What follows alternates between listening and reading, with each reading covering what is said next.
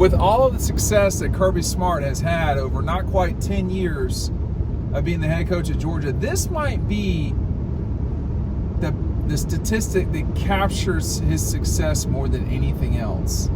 In his 9 years at Georgia, Kirby Smart has produced more first-round draft picks, 20, than losses, 19. And that's crazy. I mean, 20 in 9 years, you're talking about at least 2 every single season, right? At least. And, the first year, they didn't hardly have anybody drafted, okay? So then you think about these last 8 years at Georgia and what that's entailed. 2 SEC championships, 2 national championships, games that were the seasons that only concluded in New Year's 6 bowl games or higher. It's been an astonishing run at Georgia, but only 19 losses in 9 years. I mean, and that's not 9. I mean, 19 losses in 9 years total. 5 of those losses came in year 1. Think about that. That's nuts. He's not had many seasons where he had 3 or more losses. They had 3 or more this past season and won the SEC championship. We talk about that a lot and more in our 2025 preview. Here it is with Gunner on the cover. I'm going to put that link on the screen as well as down below. Make sure we're going to run out of these. Make sure that you get these while you can, okay? It's going to ship out in mid to late June. Pick it up while you can, because annual subscribers at Dawg Post are going to take up the vast majority of our magazines. I'm only selling what I got left, and when I run out, I run out. Be able to pick them up at Red Zone as well, but they'll only have what we don't run out of. So you think about some of those first round guys: Marius Mims, Brock Bowers, Jalen Carter. There's just been so many really good players that have gone on from Kirby's program that have gone on to not just be first rounders, but also win Super Bowls. Sony Michel, he's out of the league now. He's out of football. He won 2 Super Bowls, one with the Rams, one with the Pats. You think about Jalen Carter, he's got his Super Bowl ring. Jordan Davis, Super Bowl ring. Those were both first round guys. Devontae Wyatt up with the Packers. Quay Walker up with the Packers, first round guy. Those guys weren't even on, the season before. Devontae Wyatt was projected as a 7th round pick. He became a first round pick for after a season with after his final season at Georgia. That 2021 Georgia team that won the national championship first time since 1980. That was an amazing team, an amazing defense for sure. And think about all the challenges they had on the offensive side of the ball that year. They had 2 starters at quarterback. They had their best offensive player, probably George Pickens, out the entire season until he came back basically for the SEC championship game. Georgia Tech game, he caught 1 pass and went out of the game. There's been a lot of success at Georgia. And, my view of the world is that Georgia, Ohio State, Texas, Florida, Alabama, USC, these teams should be having success. They have committed in a major way.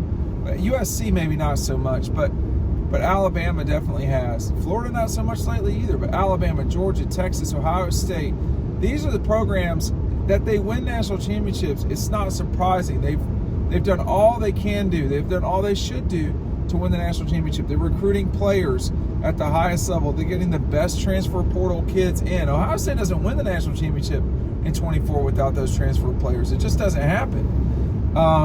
So in the new world of college football, which we will see the Big Ten and the SEC play one another more often. We will see 4 teams each in the playoff, an expanded 14 or 16 team playoff. We will see, championship Saturday in the SEC, where it's not just going to determine who the top 2 teams from the SEC are, who the SEC champion is. It will also determine who the 3 is, who the 4 is that are going into the college football playoff. In this new world, you're going to see more losses. You will. You'll see more wins too, because there's more games, but you'll see more losses for sure. But the question will be, how much success can Kirby have over these next 9 years?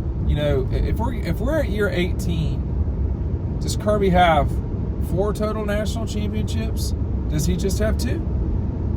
I mean, this is the part of the program where I like to suggest or remind people, things don't always get better. They can always get worse. Things don't always get better. I mean, you look at Clemson, there's a lot of momentum for their 25 team. We'll see. I mean, they should probably win the ACC, but after that, they won the ACC in 24. Have things gotten better for them since Trevor Lawrence left campus? They've not gotten better for Trevor. That's for sure. I don't know that they've gotten notably better for Clemson either. They don't have a dynamic quarterback right now. What about, Tennessee, Nebraska? Think about their runs in the 90s. Nebraska hasn't won a significant game this century. In 25 years, they've not won a game that matters in 25 years. I mean, I would say Tennessee probably has, but they haven't hoisted a championship trophy, Tennessee. They haven't won a college football playoff game. They've not played for the national championship. They've watched as, this century, they've watched Georgia win 2 national championships. They've watched the Gators win 2 national championships. They've watched Alabama win 5 or 6, whatever it is. When your rivals are winning half the national championships in a century and you're sputtering, it's tough out there. It's tough out there, and that's what it's like for the Vols right now. It is tough out there for the Vols. But they've certainly gotten better. And I think that there's still, my point is that no one ever thinks things get worse when they're at their peak. I mean, Georgia's peak right now, they beat TCU by 65 points or whatever it was. I mean, it's going to be hard to say that's not their peak. That was a national championship game where the one team beat the other team by 60 points. I mean, that's astonishing. That is astonishing. I didn't even have to go out to the only reason I was on the field from halfway out there in the third quarter to the end of the game was to take a picture of Stetson Bennett coming out of the game in the third quarter. After that happened, I wasn't on the field. There was no reason to be. I was getting stuff ready. I was punching it out on Dawg Post, all that stuff. I didn't need to see, Branson Robinson score his second touchdown. So, I don't know that it's gotten noticeably worse than that season at Georgia, but it's worse. And, all the while, they have played for and then won an SEC championship. They were a victim of being in the wrong place at the wrong time in terms of losing that SEC championship game. The one season that they did, it was an unfortunate situation. They didn't get to go to the playoff. They deserved to be in the playoff. They should have been in the playoff, but they weren't. Circumstantially, I would say. Were they one of the best 4 teams in the country? Yeah. But we won't have to worry about that anymore. Now, when you think about one of the 19 losses, many of the painful losses have come at the hands of Alabama. I would say for Kirby, of those 19 losses, that's why. So I mean, they're painful because they've been big deal games. You think about 17 Alabama for the national championship, they lose that game. You think about 21 SEC championship game, they lose that game. 18 SEC championship game, they lose that game. Both, they lose the SEC championship game and the national championship almost within a year. Well, 11 months, they lose both on the last play of the game in Atlanta.